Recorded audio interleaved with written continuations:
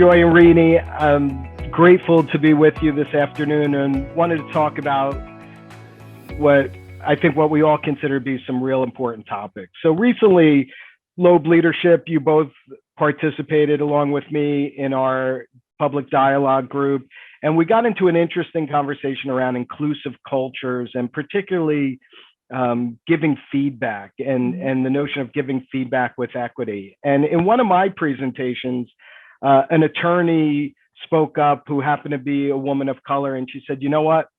I don't get the depth of feedback that my white colleagues get, but I'm held to the same standards for promotion and advancement and skill set. And that just hit me in a very powerful way. And I'd love for you to share your experiences and how you see this show up from an inclusive culture perspective, but also in how leaders handle this practice. Sure. And that the comment that she made, that resonates with me as well. There's a set of expectations. If you want to get promoted, if you want to be recognized, if you want to get this raise, this corner office, whatever it might be, you have to do these things. The things, however, nebulous, not too sure. There's no list. It's just a feeling. It's very subjective. And that's where, I think she talks about getting the depth of feedback, hearing, you're doing a good job, keep it up. It's very empty. It's very empty. Oh, you're doing great. You're doing great. You're doing fine. That's not feedback. That's just cheerleading, and so it's not really helpful. But when someone is being told, you need to meet this person, you need to network, you need to make sure you have this in your portfolio, you need to make sure you are up on these items, you need to understand this business, or make sure you have these particular skill sets, connections, understanding, business acumen, then that is a different way to prepare somebody for the next step versus you're doing a good job. Now, the reason, at least from the experiences that I've had, one of the reasons that feedback is different for different people is, that's where unconscious biases can come in. And it doesn't make people a bad person. It doesn't mean people are doing it on purpose. It means, if I'm looking at myself as a leader and I see someone that reminds me of myself when I was that age, or that, we went to the same school, or we are in the same civic club, same neighborhood, whatever, I'm looking at them and recognizing, because I see them, I see myself in them, I'm recognizing what's missing, particular things that is missing, and I can give them that feedback. But if I'm looking at person B, who doesn't look like me, we don't have anything in common to my knowledge, I don't know them as well, because maybe I haven't taken the time to know them, then there's a little bit of fear that comes with, well, I don't want to offend. I don't want to upset. I definitely don't want to get a lawsuit or anything else on me. So you're doing a good job. Just keep it up. And that's what can tend to happen. It's not done maliciously, but it is done repeatedly. Absolutely, Joy. It's so true that people often come from a place of fear and saying, well, I don't have that comfort level with this person. I don't know them like that. And so how can I, give them feedback? And that feedback, when you're going into the realm of, hey, do this differently, when it's getting beyond pat on the back, good job, when it's getting into the real depth where the work is, and you and I have talked about this, David, true feedback is a gift, because it is only from there that you can grow and that you can get to the next level. But if I'm kind of feeling a little bit uncomfortable because I know that we don't really click and I'm not sure why, but I'm not really going to go there. And so I just say, good job. How is that person going to learn? How are they going to grow? And so I really think for leaders, they need to build that awareness. They need to look at their team and ask those hard questions. And by hard questions, it can't simply be, oh, am I having my check-ins? It's what is the depth of those check-ins? Am I giving them pluses and deltas? Am I giving them real opportunities to grow? What does that look like? What does it look like in my most hectic weeks? What does it look like when I am really seeking a perspective on a new opportunity? Who am I going to? Asking those deeper questions will really highlight, hey, I'm doing this more for this person than for, someone else on my team. I really encourage leaders to make a chart, literally make a chart, put all the folks down that report to you and look at it and say, hey, I have this great relationship with X person who I actually happen to have a lot in common with.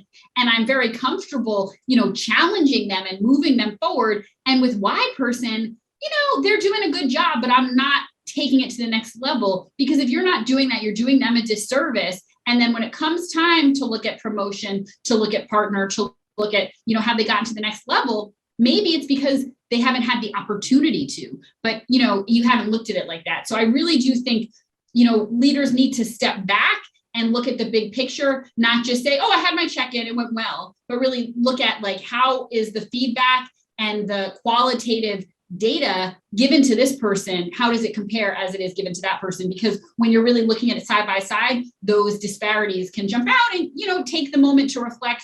That often is the result of bias, not anything wrong with you. In fact, it's human to have those biases, but to really understand them, unpack them, and address them so that everyone on your team can succeed across difference.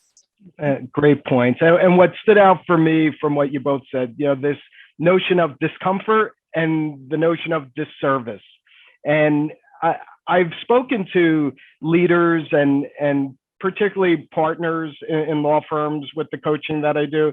And often they'll recognize that there's a different relationship with some associates than others. And when you drill down, it's a discomfort with, I don't want to say anything that's going to hurt someone's feelings, or I don't want to say anything that's going to escalate to an argument. And so, some of the guidance that I've provided is that when you lead with a spirit of care and empathy, and I know to a lot of leaders, when they hear care and empathy, that makes them uncomfortable.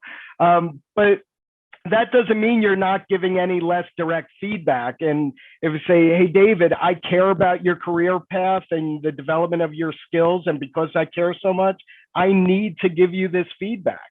And then you can deliver very direct feedback, and the person's going to be focused on what you're saying as opposed to how you're saying it if you come across as confrontational or adversarial.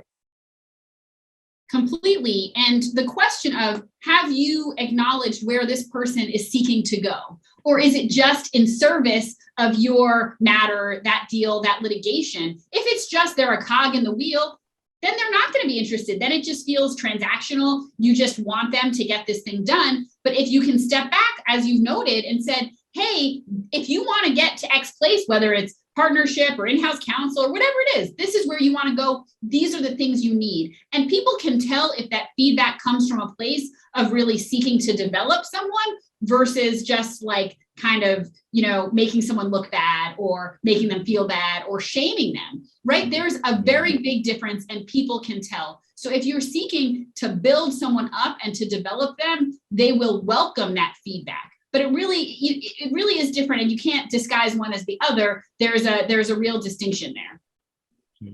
And I think that brings up another point, is that if, as a leader, if you continue to conduct yourself in a way that's not delivering effective, equitable feedback, people are going to leave. And I referenced this MIT Sloan Review article that came out in January that says toxic culture is driving the Great Resignation. And in the research of thousands of people, what was most predictive of whether or not somebody will stay was, do they feel valued? Do they feel invested in? Are people listening? Compensation was 16th on the list. Because money is not a motivator. I always take it back to, Maslow's hierarchy of needs. Money satisfies the lowest level: food, shelter, water, freedom from harm. Can I pay my rent? Once my rent is paid, what else you got for me? I can get my rent paid at any other place around here. I don't need to be here. to pay my rent. I've actually heard people say things like, I can go get treated this bad for a lot more money across town. So it's not the money that's going to make people stay. It's how you treat them, it's how they feel, which is higher up on that hierarchy of needs. Do I have a sense of purpose? Do I feel valued? Do I feel self-actualized? Am I getting the most out of myself in this role, in this position? Is my reputation taken into account? Do I have some level of social status here? Am I, a big fish in my pond? Like, do I matter beyond being employee number 17 out of 6,000 and getting a check for this amount of money? Anybody can do that. People want to feel appreciated for who they are and not just what they do. And so when I've heard companies that now looking back on it were beginning to decline in their culture, use those types of language, like we pay a competitive salary, and if somebody doesn't like that, they can go somewhere else. And people have gone somewhere else. That's what we're seeing now from language like that 10 to 12 years ago. People will vote with their feet. And if they are not valued and appreciated, why are they going to stay there? Especially in highly competitive fields in this moment, people are going to go where they matter. Just like you said, Joy, where they are valued, where they are appreciated. And if you can create that culture where people feel valued, they will do the best work for you. They will go above and beyond. They will be, staying up late to make sure it is a high quality output, because they know that they matter and they care about you. I would challenge leaders to build the relationship, even when it's hard, and especially when it's hard. It's so easy to have that chat with someone who reminds you of yourself or who has the same interests and went to the same law school. And, that's the easy work. Challenge yourself to do the hard work when the first conversations are a little awkward. And in this virtual space, it is even harder because you have to say, hey, let's put time for a Zoom call. Let's have a Zoom coffee. But you got to do it, because if you don't do it, you're not building the relationship. People aren't going to feel that they matter and that they value, and they're going to go somewhere where they think maybe they can be. And cultivating and nurturing those relationships are so incredibly important to building trust. Because if there's not an establishment of trust, and I feel that you have my best interest in heart, I'm going to be skeptical with how you approach me. If I'm, an individual contributor, and from my perspective, the burden is on the leader to engage and establish that trust. It shouldn't be a requirement for the individual contributor to have to take that step. The leader is the one who should initiate. Right. Every interaction in a business, they're all relationships, right? And in any relationship, you're coming at it from two directions.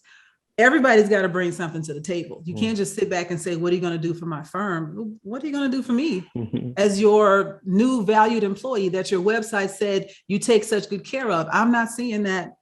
And so where is it?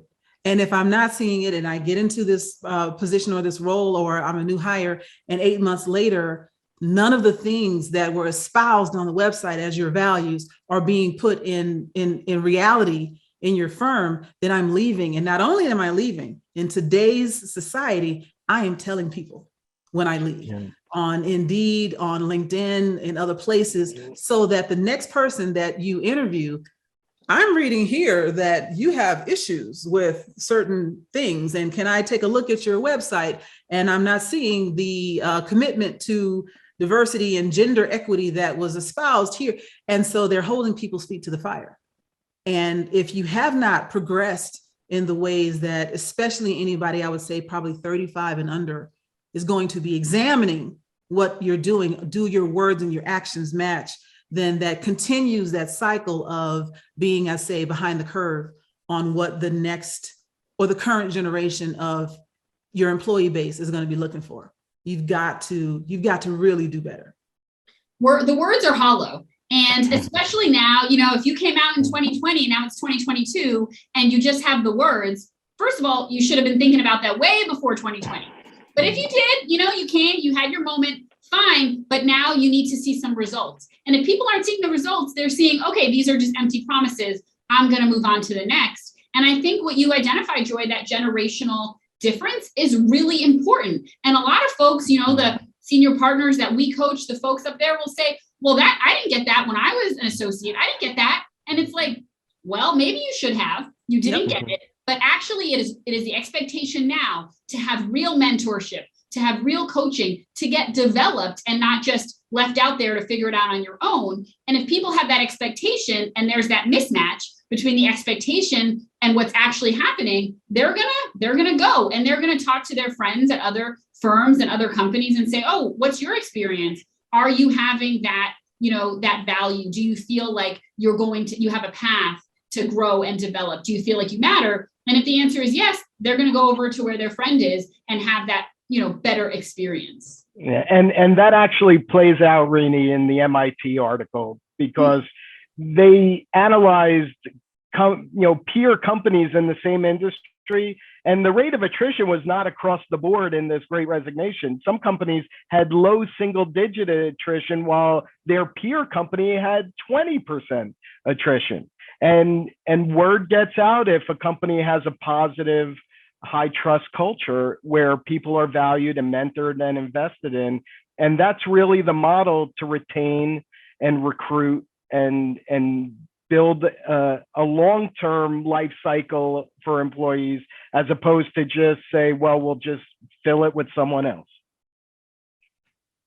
Absolutely.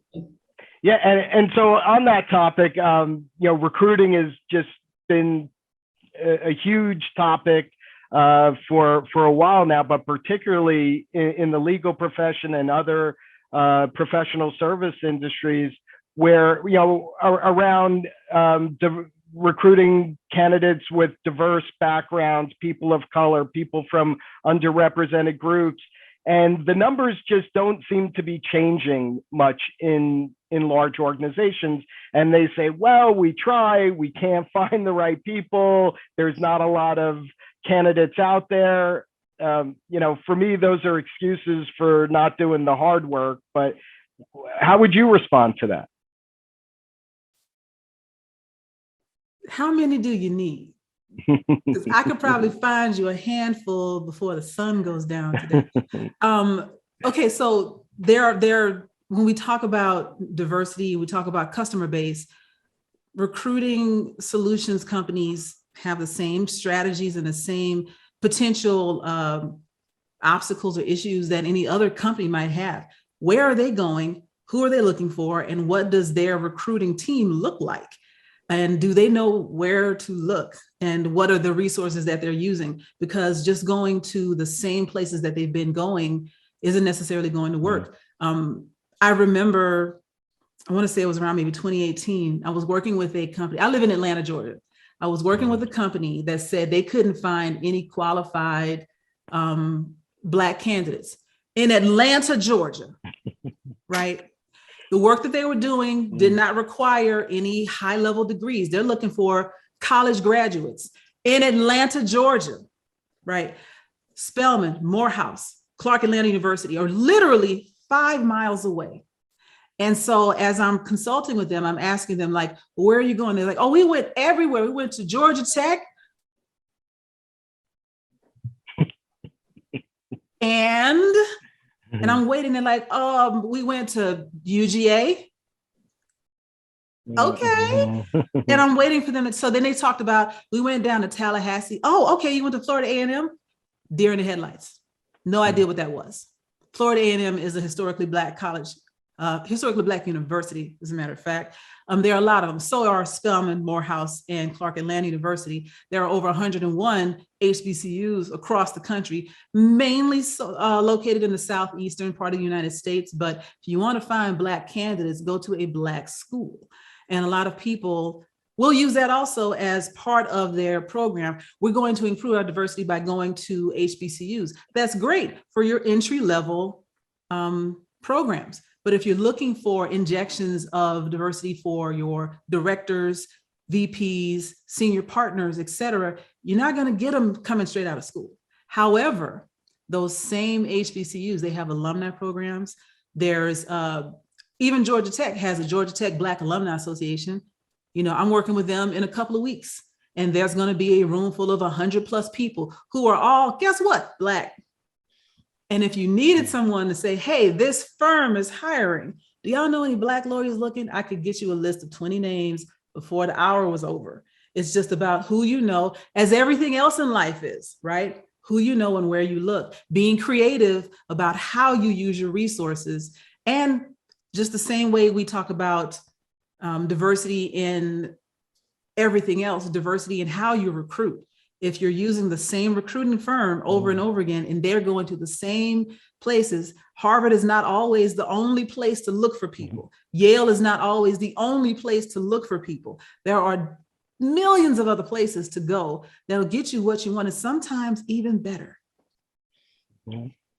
Joy, you couldn't be more right. And what drives me crazy is that people keep doing the same things and expecting different results. And it's like, well, if you're still doing what you did 10 years ago and you didn't get Black candidates then, you didn't get, first generation candidates then, you're still going to get those same candidates. And often when people start looking at HBCUs, it's perfunctory.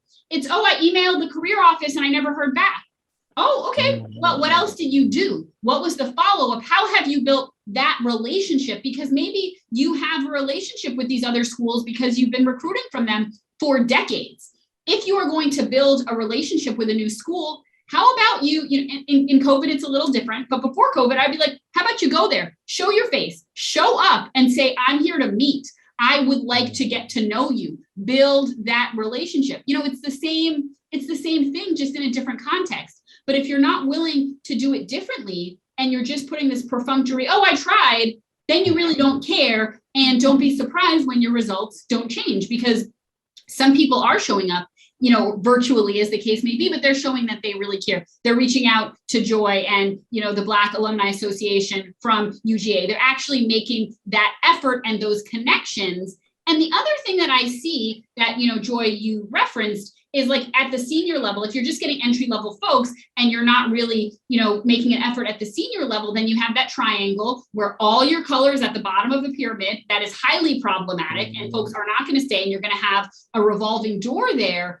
And when that revolving door happens, because you haven't changed your culture, because people of color come in and they don't see themselves reflected in the leadership, they don't see themselves reflected in senior positions, and they're just going to be right out that door. And it's like, well, we recruited them, but they didn't stay, and I don't understand. And it's like, you have to look a little harder. So I think that, people are used to doing kind of the first level things to try to make a difference, but they're not digging deeper and trying harder. And so it's not going to make a true difference. And you're going to be in the same position that you're in, but you're going to look worse because people are saying there is no excuse in 2022. Maybe if you could have had an excuse in 2019, in 2022, if your organization is not actually diverse, if you're not actually seeing a difference in that culture and that experience, you're kind of just looking bad. You're looking like you're not willing to do the work to get the results that you claim you care about. Yeah, and, go ahead, Joy. And specifically around, I would say, law firms and medical practices. What you're also seeing is a lot of people of color, and this isn't unique to the Black experience. You're seeing a lot of people of color start their own firms and practices because they could not find a place to belong in a majority firm or majority medical practice. And I've seen them both. And so they hang out their own shingle, so to speak. And when they create a space where they feel comfortable and they're accepting of themselves and people similar to them and other people from other cultures who are like, well, this is a place where maybe I can carve a space for myself. And so all of a sudden you've got, hypothetically, a law firm that has Black and Latino and Indian and East Asian partners all together. It's going to be really hard to pull anybody of a racial or ethnic diversity from that firm, because they are going to be very, very comfortable there, but it'll be very easy for them to pull someone from another firm where there's one person who's the only person that looks like themselves in another firm that has never quite fit in. And then they see everybody over there having a good time and they're going to go. And so that's another thing that I've seen happen. Again, I've seen it in law firms. I've seen it in medical practices, psychology practices. I've even seen it in education as people start schools, Montessori school, charter school, et cetera, as people start to build their own safe space. Yeah, and I think what people are starting to realize even more so is the business imperative associated with this. And I was having a conversation recently where someone was telling me about a firm, and it's happening with companies too, that are getting questionnaires from their clients and customer groups.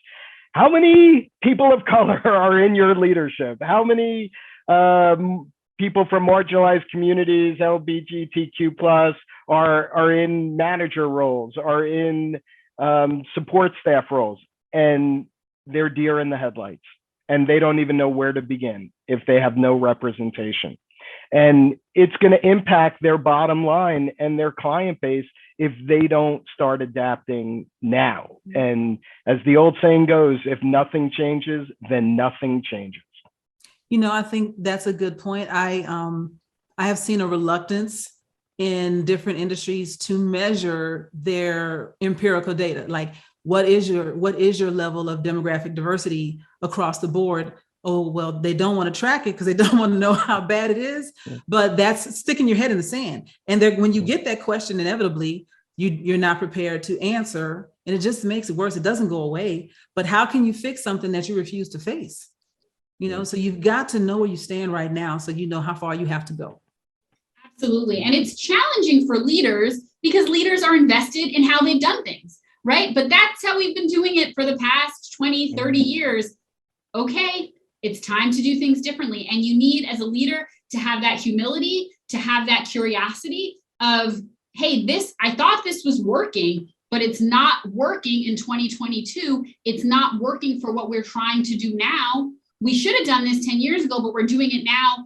And you actually have to do it. You can't just talk about it and then you're still doing the same thing. So I think that humility and curiosity to say, how do we really do this different is what you need to do. And it's hard to find because people are very convinced that how they did things, how they've been doing things is the best way to do it. And if you just keep doing that, you're just gonna, be on that same hamster wheel. Yeah, and there's so many lost opportunities. I've worked with a client that had this incredible amount of data in exit interviews, and they only really used it to make sure they weren't getting sued, like to see why people were leaving. Meanwhile, there's all this feedback about what could be improved, why the person didn't feel valued, why they never felt connected to the organization. Leadership never saw the exit interview data. Managers never saw the exit interview data. It just languished in a drawer in HR. And I just thought, what a terrible lost opportunity to mine gold and build a plan to improve your culture.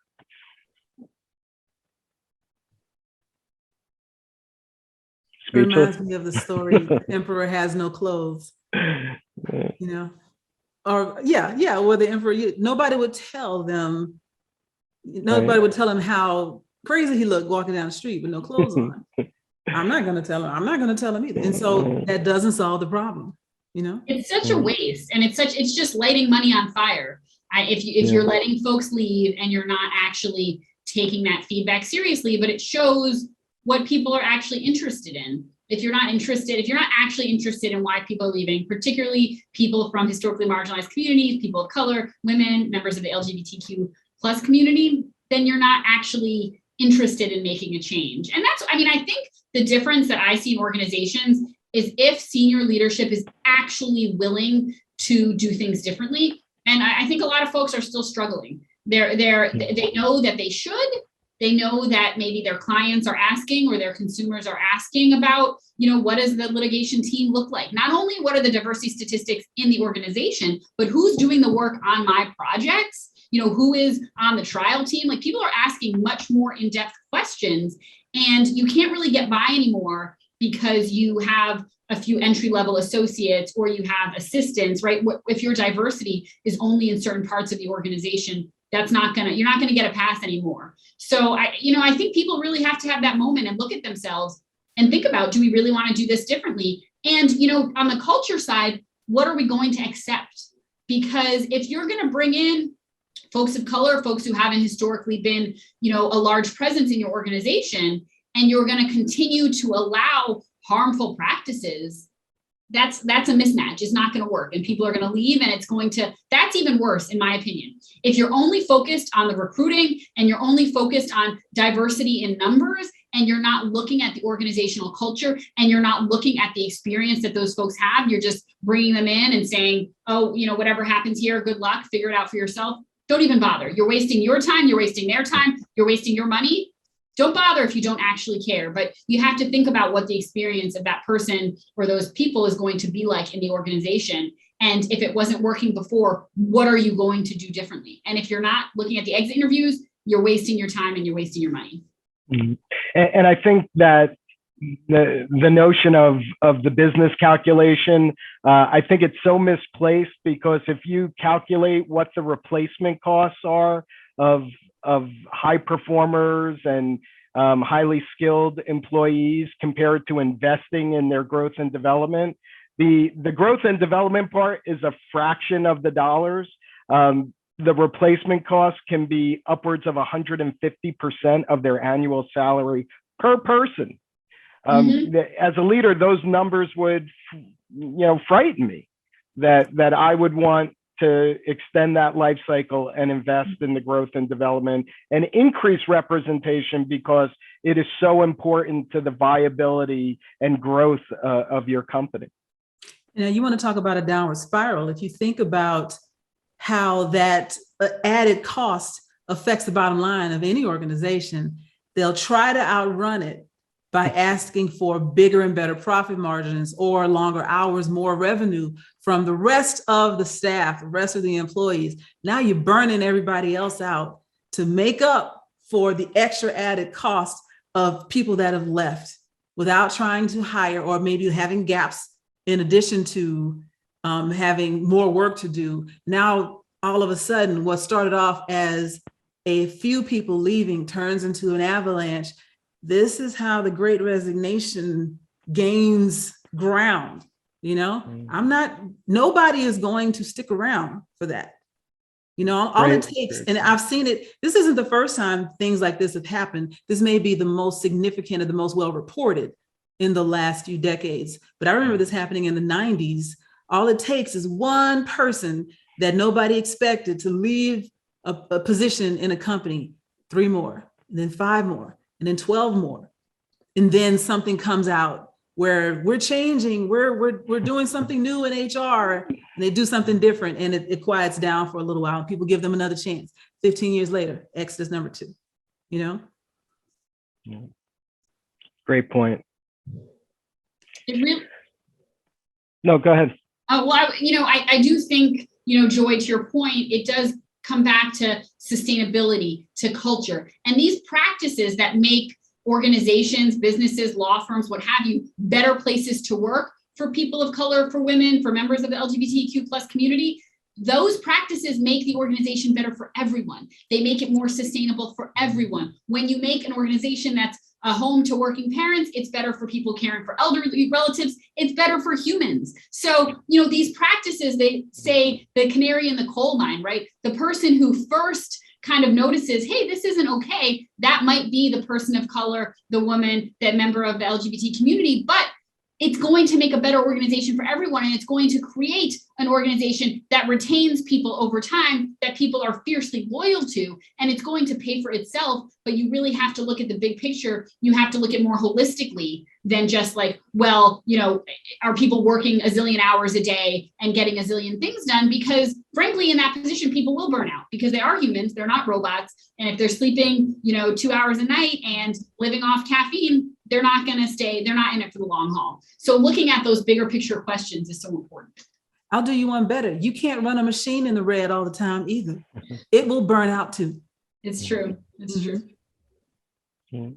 These are all just great points, and thank you both so much for taking the time to chat. I really appreciate it.